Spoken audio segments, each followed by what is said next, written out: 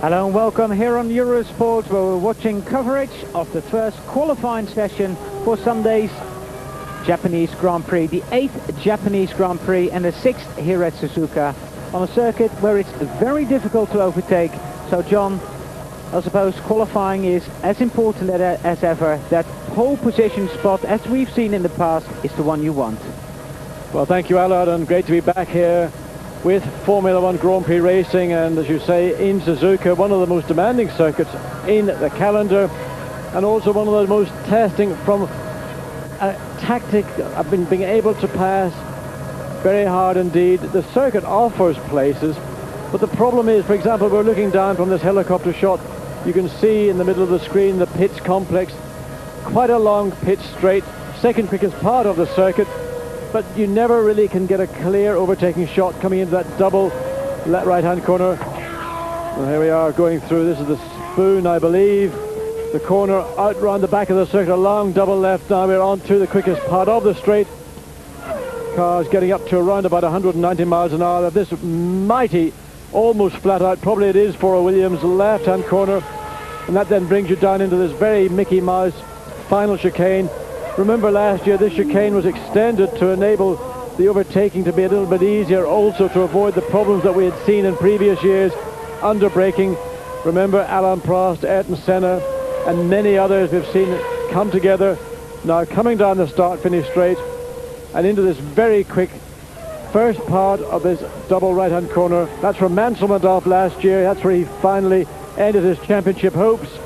And then into the sequence of left and right, slowish beginning them, picking up speed all the way through and ending up very, very quick indeed. So that's finally, we're looking at it now, uphill, left-hand, fourth gear, fifth on the exit, then down the brake, down the gears, into this final right-hand corner.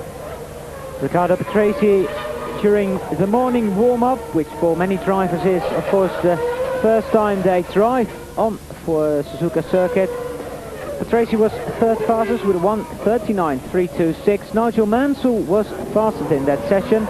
Second, Ayrton Senna. Third, as I said, the man we're looking at, Riccardo Patrese.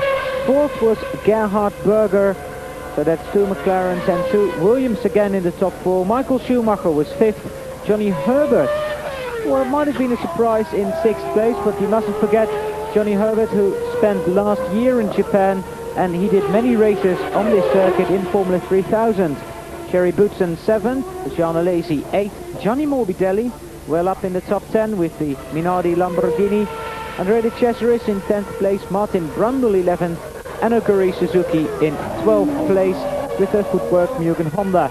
And talking about footwork, he's going to have, and that Suzuki is going to have a new teammate next year, Derek Warwick, who is, I believe, 38 years old, John.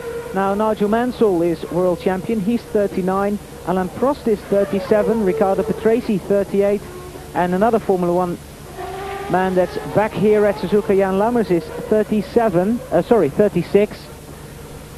Well, you could have a shot at a new Formula One man. Allard, I have to say, I'm not in my 30s, I'm in my early 40s, but you could call 1993 the year of the wrinklies, because there are so many old former racing drivers coming back into Grand Prix racing. Now, I'm delighted personally, because I have to say, young men like Michael Schumacher here are outstanding, and they are the future of Grand Prix racing. But teams must be placing an awful lot of faith in these older, more mature drivers. Derek Warwick at 38 ain't any chicken, but I tell you what, he will bring tremendous enthusiasm, motivation, commitment to the footwork team. He's replacing another elder statesman of Formula One, Michele Albretto. We believe Albretto is going to be on his way to the Scuderia Italia team. And Allard, I must say, I am intrigued that more and more elderly Grand Prix drivers are returning to Formula One. It's very sad, I must say, that one of those elderly gentlemen, Nigel Mansell, has chosen to step outside Formula One. He's going to go and race in the States in the kart championship. Well, that's what he's doing right now. That's Friday afternoon here at Suzuka. So we're not quite sure what will happen next Friday afternoon or the Friday afternoon in Australia. But right now, Nigel Mansell certainly is going to be racing in Indy cars. But we're going to have 5 or 6, let's say, senior drivers in Grand Prix racing. And believe me, those are the guys who are going to be contesting the championship. The one man, of course, we don't know about yet is Ayrton Senna, the 1991 world champion, and he has not yet been able to come to terms, I think, with the realities of life. He is not going to be in a Williams in 93. He's got to decide whether McLaren can offer him a package, and if they can, will he want to be a part of it? Will it be able to give him a race-winning car? And Ayrton Senna has stated very clearly over the past few weeks that he's only interested in driving if he has got a car that can win. Brought a lot of adverse comment from people outside and within Formula One. You know, only one person is going to win a Grand Prix. I think I understand what Senna's getting at, but basically he wants to be in with a chance of winning, not necessarily dominating, but at least a chance of winning, and he's not convinced right now that McLaren have got that package. Well, he brought out some comments by Nelson Piquet. Piquet brought out some comments, I should say, that part of the fun is to get in a car and try and make it work, and then the rewards are so much bigger. Well, Nelson Piquet, of course, has never been short of a word or two, and some of those words have got him into deep, deep trouble, particularly in Brazil, when he made some very unfortunate comments about his teammate at Williams a number of years ago. And of course he's also said a few things which I think were unnecessary regarding Ayrton Senna. And of course Nelson, now recovering from his injuries at Indianapolis back in May, is prepared to be the devil's advocate, sit back, poke fun, and he loves poking fun. He's not such a good winner when people are poking it back at him, I have to say, but he does like, and he's got a very sharp wit, and tongue is as sharp as the wit. So Nelson's quite happy to make his comments, and I have to say some of those comments are not wrong. I think he is it's a shame that Senna has put himself in such a position. Well, here we see Stefano Modena about to be gobbled up by Michael Schumacher. Modena holding up Schumacher as they come to that final corner, and now the man everybody wants to see, Nigel, red 5. This is the penultimate time we're going to see this famous duo on a racetrack in Grand Prix racing, and Mansell just now going out on his first out lap. Times are still very much slower than last year's pole position time set by Gerhard Berger, which was a 1:34.700. Of course, that was aided by the help of qualifying tyres. Ayrton Senna, who was in winning position for last year's Japanese Grand Prix, but sort of handed the win to Gerhard Berger to thank him for winning the 1991 World Championship. Just go back to the shot of Stefano Modena, John. We saw Modena yesterday. There was a press release that there will be no more Jordan Yamaha next year, and Stefano sort of replied by being 13th fastest in the untimed session this morning. Well, Yamaha are working very hard, of course. They want to do well in Japan, but that was an announcement, an important announcement, and the two partners in this situation have decided that it is in their own best interests to, if you like, amicably divorce. Next year, we don't know quite what Jordan will have. I think there are 3 engine options, but one thing appears to be clear, that Yamaha will be in Grand Prix racing in 1993. And rumour has it that a Yamaha engine, not necessarily the engine Jordan has, that's a V12 engine, will be powering Uncle Ken Tyrrell's 2 Chargers. And we believe the engine will in fact be a V10, and it will be a derivative of the Judd V10, but with different heads, possibly with pneumatic valve gear. So Uncle Ken Tyrrell is going to go back down the route of having Japanese power. Remember, in 91 he was powered by the Mugen V10 engine, not with a great deal of success. Well, Mansell trying very hard indeed. You can see those sequence of lefts and rights. That's where he went off in 87. And the car looks quite twitchy through there. Nigel pushing, as usual, absolutely to the limit. He was over in the States last weekend seeing the final round of the IndyCar Championship. He professes to have been highly impressed indeed by that form of racing. He said, I can't wait to get my hands on a manual gear change. What's that? I haven't changed gear by hand for 4 years. What's my left foot going to do? I haven't used it to use a clutch pedal for 4 years. That's why he's going into hospital to have a bone removed from his foot, and he reckons he'll be on crutches for 3 weeks, and then he'll be throwing them away by the 4th week. I suppose most people will throw their crutches away after a week. Well, that's the Nigel we've come to love and respect over many years of Formula One. Here he is doing the thing we know he does best, and that's qualifying, and undoubtedly on Sunday going on to win his first Japanese Grand Prix. Well, if Mansell puts it on pole position here, it'll be his 12th pole position of the 1992 season, and of course he is not only looking for his very first pole position here at Suzuka, but also for his very first Japanese Grand Prix victory. A race he's never won, and it would be win number 10, and that's an enormous amount, John, isn't it? Well, that's the previous record, of course, he broke earlier this season, and Nigel has just utterly dominated the championship. Undoubtedly, a little bit of help came from Williams and from Renault, but basically Nigel was the man who, as we have seen throughout the year, has been the force. And we see him just coming through again, this very, very quick section of the circuit. This is flat out in 5th gear now, 160 miles an hour, then down 3rd gear for that little right, then back down to 2nd. Oh, and Nigel, well, Nigel, all through his first timed lap and through the second timed lap, I have to say the car looked very, very nervous on the track. The track, of course, still very green and very slippery, and weather conditions, it's beginning to get windy. We've been feeling the effects of Hurricane Brian. That's one of those Pacific hurricanes that at this time of year bothers the Pacific Triangle or the Pacific Basin, and we're getting windier and windier conditions. But John, I mean, I was just going to say, you know, not only Mansell's car looks a bit twitchy, but also Schumacher when we saw him earlier on. And times this morning were like 3 seconds away from last year's pole position time. Now, Suzuka is not being used for that much testing or that much Formula One testing, because testing in Japan is very expensive indeed. But it's one of those places where all through the weekend there'll be more rubber down, and if it doesn't rain, it'll get quicker every day. I would think that's a reasonable assumption, Allard. And here we see Nigel now. I don't know quite what he slowed right down as he came into the chicane. I thought he might have decided to go into the pits. Ayrton Senna probably thought the same. He's looking at the monitor. He's got the Tag Heuer Olivetti monitor in the pits as well as a TV monitor, so he can watch every move of Nigel Mansell. And again, you see in that right-hand corner, the first part, the car, the back was just beginning to slide. So whatever way Mansell has set his car up, it's very, very finely balanced indeed. And one little error, one wheel just off the line, will drive that car into a spin. So let's see, can he now successfully navigate around that second, well, that's actually a 3rd gear corner with a 6-speed gearbox. He's coming up now to this corner, just under brakes. He turned in, the car just pivoted around the front, well, successfully through the corner.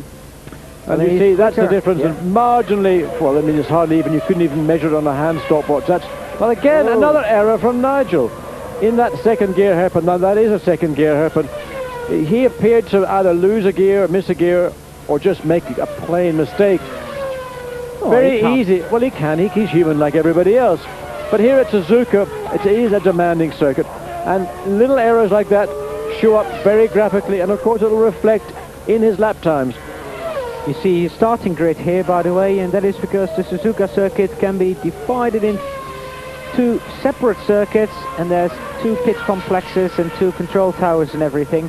So that is not where the Grand Prix will start, because that'll be after this chicane and the right-hander. And John, another mistake. A big, big lock-up on the right front there. Now, I wonder, has he managed to flat spot that tire, because that tire didn't rotate for quite a distance.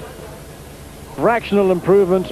Well, Nigel Mansell is now the fastest man out on the circuit. Riccardo Patrese is still in 2nd place, and in 3rd place is Michael Schumacher. We haven't seen Ayrton Senna out yet here in Suzuka, and 1:38.2. I'm pretty sure Nigel will improve on that time, because as we've seen, he's made some mistakes during the course of that lap. About 2 or 3 mistakes where the car just wasn't moving in the right direction, losing a bit of momentum. But anyway, Nigel Mansell is the fastest man, on course for his 12th pole position during the 1992 season. There we see the top 8 at the moment, with Larini the fastest Ferrari and Fittipaldi with the Lamborghini engine. Sports, where we're watching Nigel Mansell, who is currently the fastest man on the circuit, and that, John, before we went to the break and before he did that fast lap, was just a little mistake. Yes, he was just overtaking Larini, in fact, in the Ferrari, and here we see the aerial shot. Nigel, I don't know whether he maybe just got a little bit of dust or something on the tyre. He maybe went marginally offline, passing Larini anyway, turned in, the back stepped out, no damage to the car, although maybe the underbody, those carbon fibre underbodies, are hypercritical on a current Grand Prix car, so he maybe got a couple of little damage marks somewhere on the underbody, but nothing to stop Nigel Mansell, who we see yet again powering towards the end of yet another lap, but it does look like he's going into the pits indeed. Well, we're talking about Nicola Larini, and he, of course, replaces Ivan Capelli, who will not be driving for Ferrari during the last two Grand Prix, and Nicola Larini has the choice of an active suspension Ferrari or a normal passive suspension Ferrari. It will be his 41st Grand Prix, and Larini drove for Coloni, Osella, Ligier and the Lamborghini team. And he actually said that the active suspension Ferrari is easier to drive, which is not surprising, I suppose. It's not surprising on one hand. Active cars can be a real pain, basically, because they're very, very complex indeed. But Larini's comments, from the session this morning, the on-time session, was that it was less nervous than the regular car, which we now see Jean Alesi going on to the circuit for the first time. Well, that car's very nervous. Well, that car has been nervous all year, and particularly around Suzuka. It is a bumpy circuit. It's a very difficult circuit technically as well as physically. But you can see the front of the Ferrari pattering all the way through those rights, lefts. And this is not the quickest part of the circuit by any means, but it's extremely difficult, and it's very important for consistency. The active car through there probably is easier, not necessarily because of the ride, but because of what the active suspension does to the ride. It keeps the aerodynamics more consistent, and that is why it feels nicer. Whereas Jean Alesi with the passive car, in other words, it's got conventional shock absorbers and springs on it, has got limitations, and then you make compromises to try and make those limitations less compromises, and on it goes. And that is why we think that Larini prefers the feel of the active car. It may not yet be quite as quick as the less comfortable passive car. Well, we'll have to see, because Ferrari, I think, are using Larini and that active car as a real development program. You learn more by doing your development at a motor race. They know the car really isn't competitive. It's unlikely it's going to win. The only opportunity, I would say, for a Ferrari victory this weekend is if it's raining. And of course, we've seen Alesi this year being an absolute star in wet weather conditions. So really, Ferrari diverting their attention to the technical side with Larini and that active car. So whether he will actually end up racing it, well, we'll not know that until Sunday morning. But certainly Jean Alesi will persist. And look how uncomfortable that car is coming into that right-hand corner, the first part. The car must be absolutely solid in the front. I would think there's no front movement on the suspension at all. That's the replacement for Ivan Capelli at Ferrari, and there's another replacement. Carl Wendlinger has been replaced by Jan Lammers, who's a good old friend of John when they used to race together. Well, I thought you were going to say he's a good old Dutchman like you. Well, I raced with Jan at Jaguars, and he's a very competitive race driver. He's back in Formula One after a very long, almost a 10-year sabbatical. 10 years, yeah. And Jan was absolutely delighted with the opportunity to get back into a Grand Prix car, and not just in a test, but here at Suzuka in a Grand Prix. And the only advice I gave Jan, because when I raced with him, he did love to fiddle. He was a real fiddler with the car. He always was looking for the edge, looking for the advantage.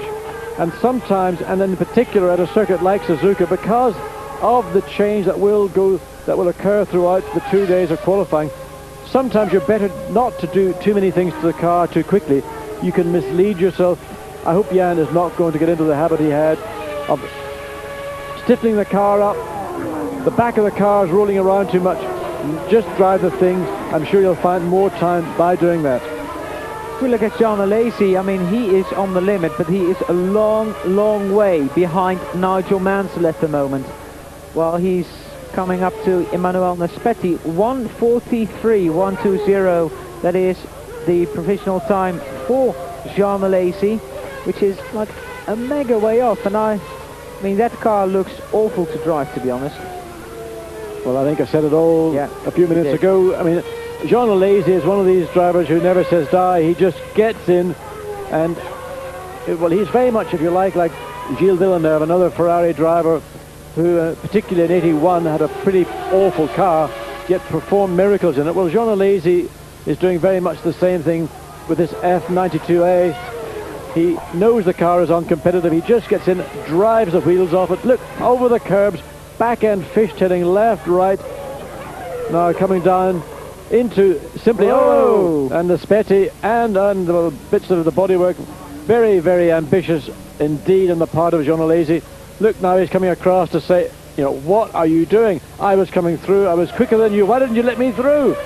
Well, Naspetti didn't really do anything terribly wrong. He was on his qualifying lap as well. That is Jean Alesi. He's got to remember that he can only do so much in this car. It's frustrating to know that you can win races. He's got the ability. He has certainly got the speed. What I'd love to see, actually, is that man, Jean Alesi, partnering the other Frenchman making a comeback next year, Alain Prost, because I think Alesi would blow Prost away in a Williams. Well, only time will tell there, John, as I understand. And as we all understand, there's no announcement on the second Williams driver till after the Australian Grand Prix in Adelaide. And there's a lot of names being mentioned at the moment. I think Ayrton Senna still has hopes of going there, maybe. You know, I mean, there's nothing wrong in having hope. I mean, I think that's one of the things that keeps everybody going in life, and certainly in motor racing.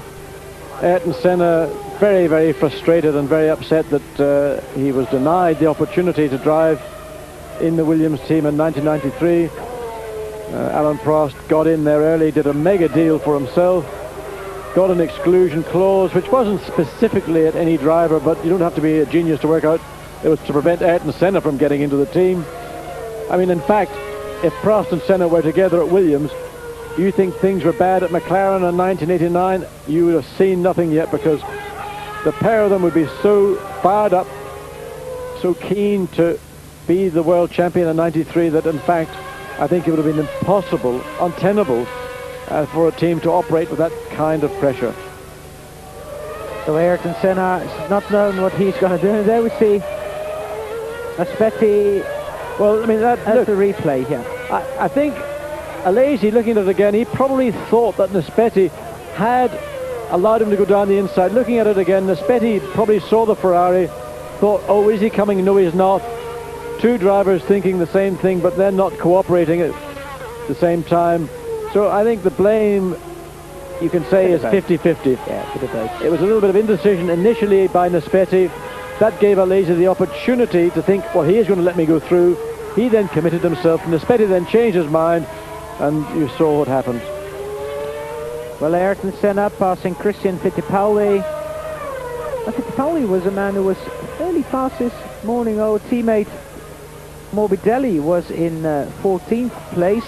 And I must say the Lamborghini engine in the back of that Minardi is working well. And we could see both those drivers up there.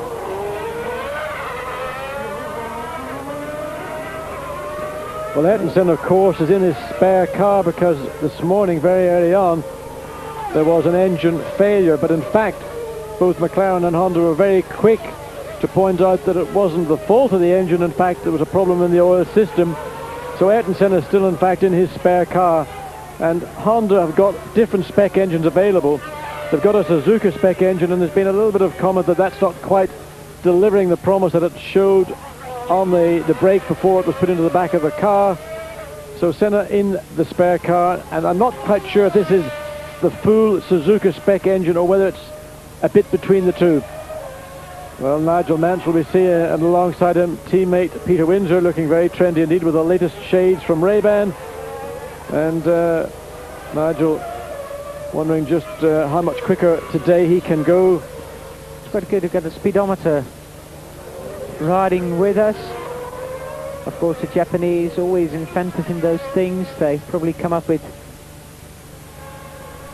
figures of G and everything as well later on, I suppose. Well, they've shown previously graphics of G forces, gear changes, speed, and it's just further information which, of course, viewers at home, I hope, do appreciate, and it gives you some indication of the performance of a Grand Prix car. Now, we're doing more than 263 kilometers, probably up to around about 300 just before. In the McLaren, I think a judicious lift of the throttle, or in the case of Ayrton Senna, he maybe doesn't lift, but what he will do is bring his left foot over, put the brakes on, but keep the power on, and that's what he will do to check the speed. A lot of drivers these days are using the kart. That's a go-kart as opposed to an IndyCar kart. The technique now of not lifting off, but bringing the left foot over, putting the brakes on, and checking the speed that way. Well, I suppose it is an IndyCar thing as well, John. On the ovals, a bit of left foot braking because of the turbo pressure you want to keep up. But I was wondering, there's a lot of talk about left foot braking at the moment. Is that really something which has come in, say, the last couple of years, or is it something that was there 10 years ago? I think it was there, but not many drivers. Again, going back to the younger drivers coming in, say in the early middle 80s when Senna made his debut. Oh, and Senna well wide there, well off the apex. Senna was probably one of the first people to be able to do it without having to think about doing it. The more established drivers in the early and mid 80s, Niki Lauda, Alain Prost, for example, probably were very much more conventional. They would lift off the throttle, brake with their right foot. Senna managed to do certain things in race cars which I saw him do, which I just couldn't believe, because my Grand Prix career was again a right foot braking and a right foot for the throttle. Since most Grand Prix drivers today come through karting, where in championship karting everybody brakes with the left foot, I think it's doing it unconsciously rather than having to make a conscious effort. So as more young drivers filter through, you're going to see more of it. You've got to do it unconsciously. You can't try and switch a habit of a lifetime. And those drivers, of course, do it from their 10th year onwards when they start racing in karts until they get into racing cars. Ayrton Senna is 4th fastest at the moment, the fastest of the McLarens, but that is still the man who is on that provisional pole position in his penultimate Grand Prix. Well, we'll see. Anyway, we're going to take a short break here on Eurosport, and after that we'll be back with more qualifying action from the Suzuka circuit, and that's qualifying for Sunday's Japanese Grand Prix. And of course you can watch it all here on Eurosport. Welcome back here on Eurosport, where we're watching Martin Brundle going round the hairpin in his qualifying attempt. And Martin Brundle was a man who is running our in-car camera, and the other one's of course his teammate and the Ferrari team who's running with a in-car camera. But Brundle, who was having problems today, he started the day feeling not very well, and he said it's getting worse before this session. He did not have a very fruitful morning warm-up, but I suppose, John, you would say that's normal at the moment with Martin. He sort of get quicker all through the weekend, wouldn't he? He does tend to pick up speed more so on the second day, the Saturday qualifying. But here we see him now. This is the approach to this very tight right-left chicane, and it's a real slow second gear corner battle to get good traction off that chicane, then flat out all the way down past the pits. But Martin's suffering from, he must have eaten a bit of raw fish or something overnight, and he says his stomach is getting worse. He feels less and less happy, and when you've got essentially what appears to be food poisoning, very weakening, and your concentration, everything, you don't feel right, you don't want to get in and really push to the very limits. And again, in car here, Martin coming through these rights all the way up now through this final long left-hand corner, very quick at the exit, and then you've just reached the exit under the bridge, then suddenly down a gear into this 4th gear right-hand corner, then down to the 3rd, for this is the second of those. And this is where we saw Nigel Mansell spin there about 15 minutes ago.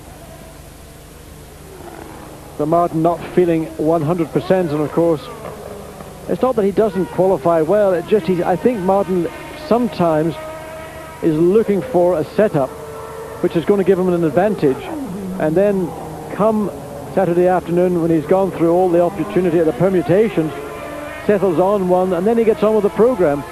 Unlike Michael Schumacher, who really, you could give him a London double-decker bus and he would still go absolutely flat out, because when he's younger he doesn't have that maturity, let's say, or experience. Whoa. And there's somebody off in a rather unpleasant part. That's at the end of the straight. The Tyrrell. In a very difficult place, just trapped in that gravel trap. Two marshals trying to remove the car, but of course cars run very wide in the middle part of that corner. There should have been waved yellow flags. Michael Schumacher probably not paying as much attention to them as he would be expected to do. Of course, Schumacher had a big shunt here last year in qualifying, John, when he went off with the Benetton and had his first biggie. Yeah. Yes, people were all last year. Michael Schumacher was undoubtedly, from, let's say, from Spa last year, electrifyingly quick. But when you are that quick and that young, you have to make a mistake at some point. Well, it came here at Suzuka, but luckily no injury to Michael, and of course he went on and raced. And well, he's raced here as well in sports cars and in Formula 3000, so he knows the circuit quite well. Look, a lot of understeer in the second part of the spoon corner, and that's principally the problem, to find the balance. And the circuit, as we have mentioned earlier, is still relatively green. It's a long circuit. It's 3.5 miles in length, 3.6 miles in length, and it doesn't get a lot of use locking up the right front into that chicane. It's not in use as much as other Grand Prix circuits, and it tends to need longer to be brought up to, let's say, race spec. And of course, with this wind blowing, it's blowing dust across the circuit. And there we see the Tyrrell being pulled away. Our friend Eurosport sponsored Grand Prix driver Olivier Grillard. Did you say the other day one of his hobbies was making cheese, John, wasn't it? Something like that, yes. But he also is a marathon runner. He's a very keen physical fitness fanatic. And we saw him there jogging gently back up to the pits. That car stuck in the gravel trap, and not for the first time have we seen Olivier legging it back to the pits. Riding with Michael Schumacher. And again, we see the two gauges who don't seem to be working on top of his dash, John. Whoa, well, a little bit of oversteer, braking, the back end stepping out. Bit of correction coming into the hairpin now. Flat out through this long, long right-hand corner.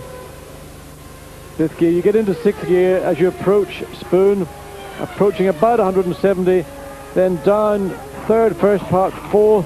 You short shift between the two parts of the spoon corner.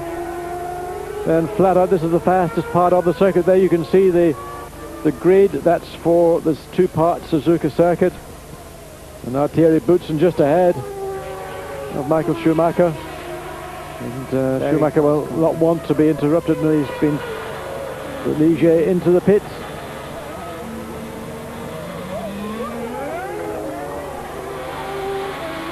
It was interesting, Allard, earlier last week Benetton were testing at Silverstone with the 1993 spec wing regulations and the new Goodyear tire, the much narrower rear, slightly narrower front, and Schumacher was very, very impressive. In fact, following those tests last week at Silverstone, there was a FOCA meeting on Friday evening in London, and there is concern that this new tire is not slowing the cars down enough. And I think a recommendation from FOCA to Goodyear will be, make that tire much harder, make it much tougher.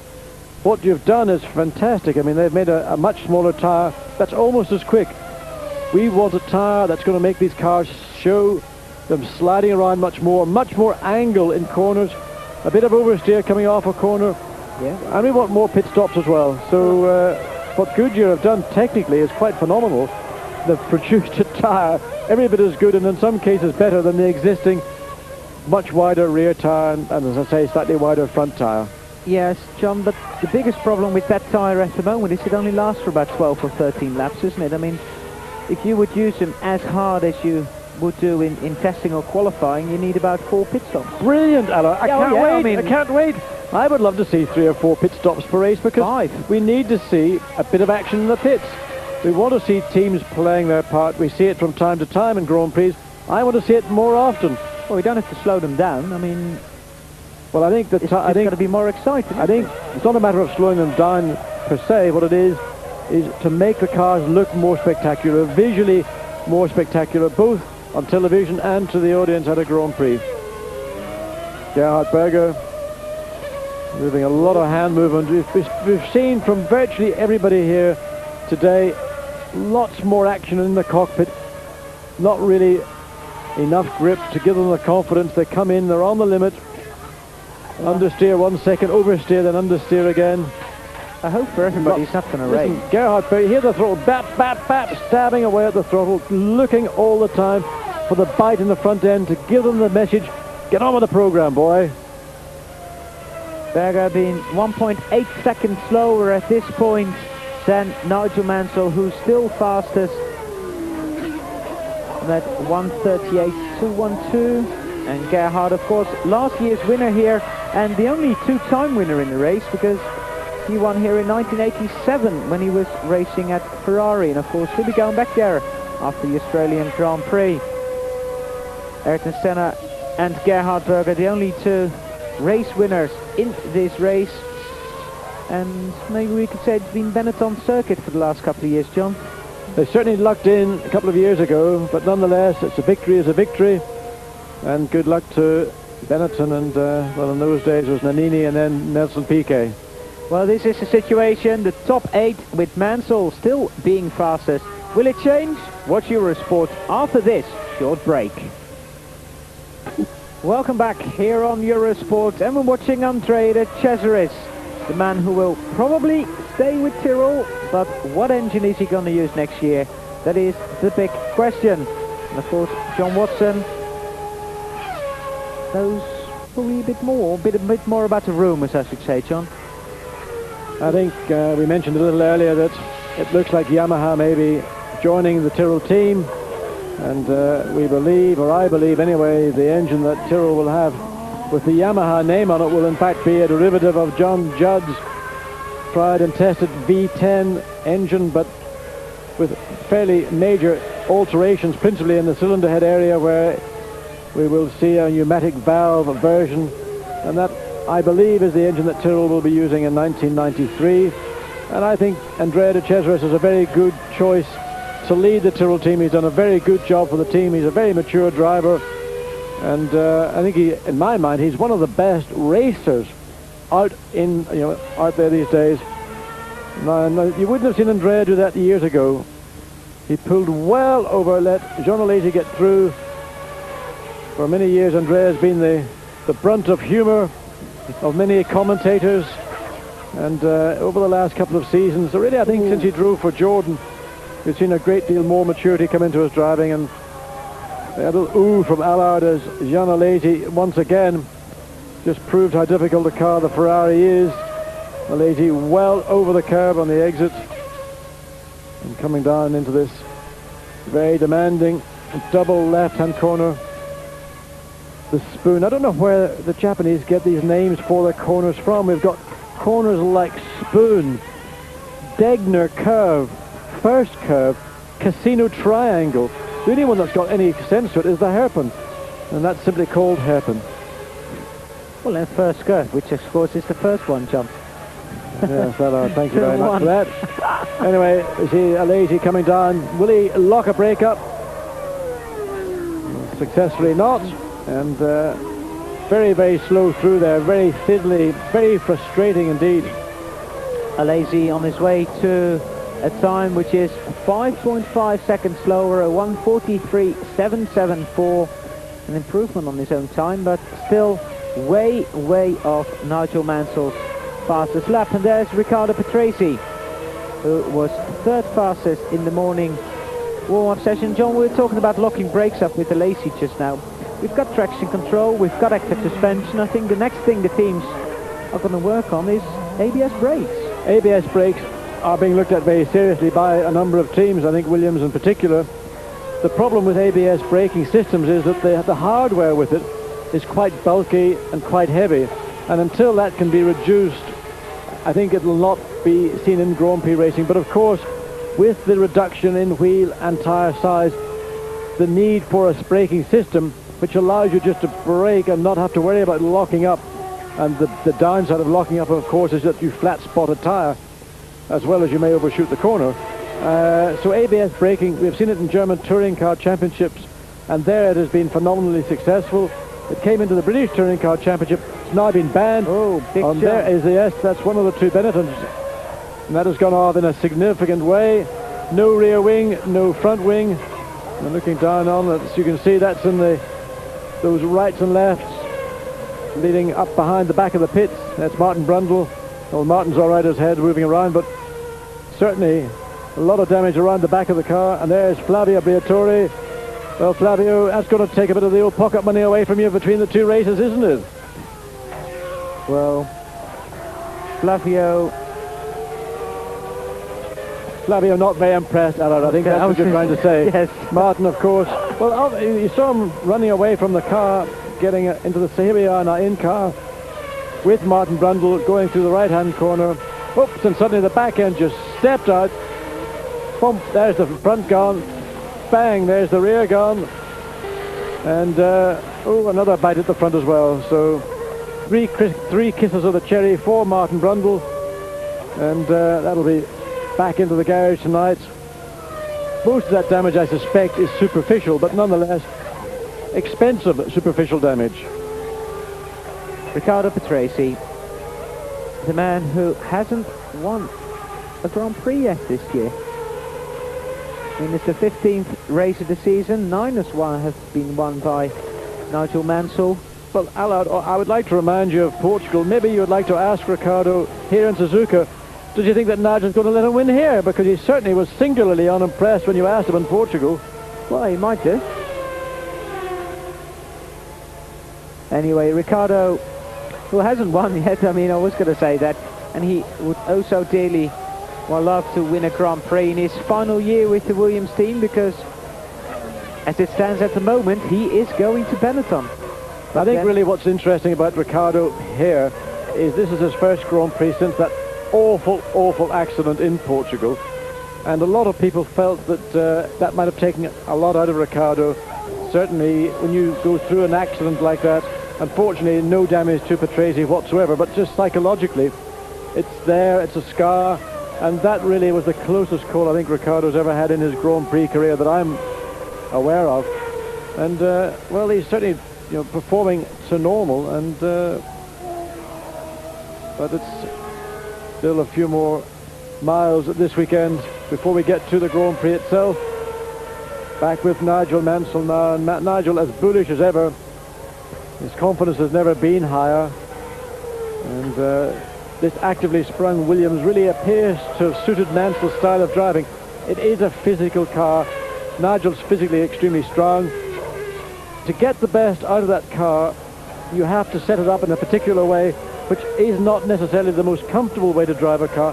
And I think that's why this division between Mansell and Patrese has become more exaggerated than we saw last year, when that car was a passive car, where there was more yellow wave flags there in the spoon. Let me see where it is, who it is. Nigel, yes, well, that's one of the Minardi. Nigel did slow down, and he sacrificed what may well have been the pole lap, provisional pole lap. He couldn't see what was around the corner, as it turned out fairly harmless. But that's an indication of the confidence that Mansell has.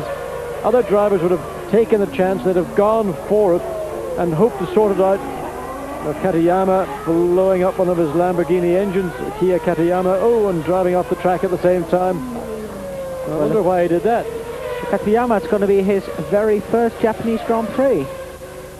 His first home Grand Prix, and not the easiest one, I suppose. Well, again, he will know the circuit extremely well. That is an advantage.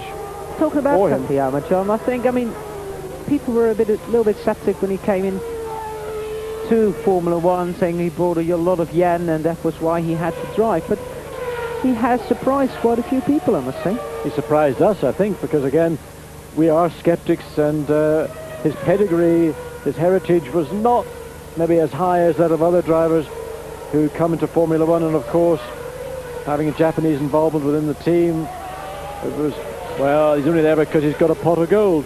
But in fact, Katayama has, I think, improved considerably throughout the year. And in 1993, he may well be the leading Japanese driver in Grand Prix racing, because the other one, Aguri Suzuki, really is turning out to be more of a disappointment. We saw a great performance here in 1990. He got his first podium place here in third place, and he's never really delivered or developed since that. And in fact, with footwork, he's almost gone backwards. Mansell on his lap, which is not going to be faster than his own fastest lap. He's already nearly 4 seconds away from that fastest lap, so let's assume he will sort of hold his breath from now on and go for a mega effort and psych everybody out. And well, listen to that traction control working again. Yeah, well, that's where traction control really has a big advantage. Now, this is Mansell ending one lap, as you see, 42.531. Now this is Nigel getting on with the business, head down, right out to the very edge, just kissing the rumble strip on the outside of the corner. Well, here we are on the back of the circuit. Ayrton Senna coming up behind Andrea de Cesaris, and with well, he's the sandwich in that Tyrrell train. Grillard behind him. Whether getting past Grillard affected Senna's attempt at getting onto the front row of the grid, because in reality, as hard as Ayrton Senna will try, and believe me, he will be trying over the limit, the disadvantage in car performance over the Williams is probably going to be too big. But well, Senna will do the most he can. Honda certainly have worked absolutely flat out, and again for them this is the last Japanese Grand Prix for Honda, as they will be withdrawing from Formula One in just over 2 weeks' time in the Australian Grand Prix. Now there have been rumours going around, and in fact this weekend we've been hearing those rumours again, that Honda may well come back into Formula One in the future, but as a team rather than purely as an engine supplier. Well, when they said they were withdrawing, well, they didn't really say they withdrew, whether they were going to withdraw from Formula One. They were suspending Formula One activities, if I recall that press release, which leaves the option open, of course, to come back very clearly. I suppose even if you withdraw, you always have a possibility to come back, but that is doing things Honda way, I suppose. Ayrton Senna wants to get on the front row. Well, he wants to get on pole position, but that will be out of reach, and Patrese on form. I suppose the best thing Ayrton Senna can hope for is to get on the second row of the grid, and he suddenly slowed down there. And we see it, he is 8 seconds slower, and now we'll speed up again for another lap. So he came through at the end of the straight, slowed right down, slow up to the chicane, very slow into the first part of the chicane, but now pick up the pace. Nigel Mansell 38.088. That's an improvement. Biggest lap, yes, but still a tenth of a second slower than he did this morning. It is 37.978. Ayrton Senna did 39.260. And Riccardo Patrese 39.326. So really Patrese and Senna very close. And of course you're talking about a tenth of a second here or there between the two cars, two drivers. But Senna looked absolutely on the limit.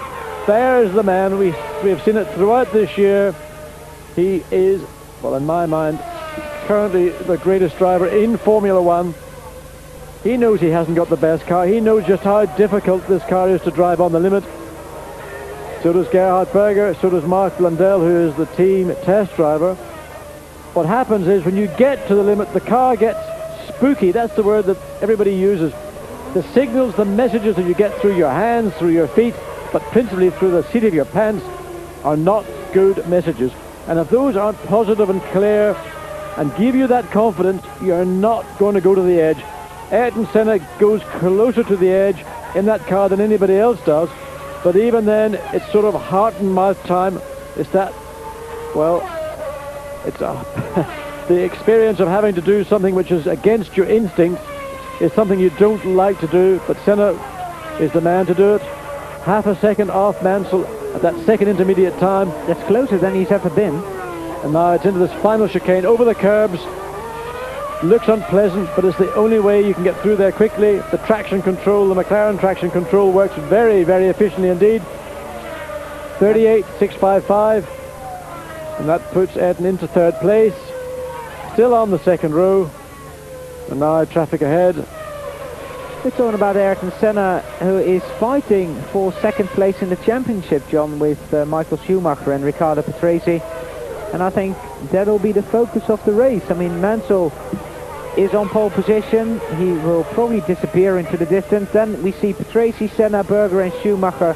Johnny Herbert in 6th and Mika Häkkinen in 7th. And that is very good performances from both Lotus drivers, who are still, let's say, running on a small budget. Running on a small budget, but they've got a really super little package. Straightforward, non-complicated. 0.2 quicker. Ayrton Senna is quicker at that first intermediate stage than Nigel Mansell. Oversteer coming out almost like a Grand Prix car of 20 years ago. Lovely, predictable power oversteer slide. Well, Senna has not decided to take it easy in this lap. He's pushing even harder. And again, you can see the car right on that edge. Look, you can see the car sliding. Oh. How often do you see a car doing that? Nigel Mansell, a 1:37.360. That is way, way faster than anybody else. That's like, suddenly he's gone 0.7 of a second faster than his previous best. Well, we have got a treat here with Ayrton Senna, because this is Senna in his absolute best. Look again, the back end stepping up, even with traction control. There's still enough power getting through. Well, here we revert back. This is Nigel Mansell completing what we think will be his pole lap. Well, Mansell did that 1:37.360 right at the end of the session. Riccardo Patrese is now second on a 1:38.219. Third is Ayrton Senna, a 1:38.378, still a second away from pole position. Berger is fourth, Schumacher fifth, Herbert and Häkkinen sixth and seventh, eighth Comas, ninth Cheseris, and 10th Kerry Boutsen. And Allard, that may well be the grid for the race, because tomorrow, Saturday in Suzuka, rain is being forecast. Well, you can see the second qualifying session, same time tomorrow here on Eurosport. Thank you for watching. See you tomorrow.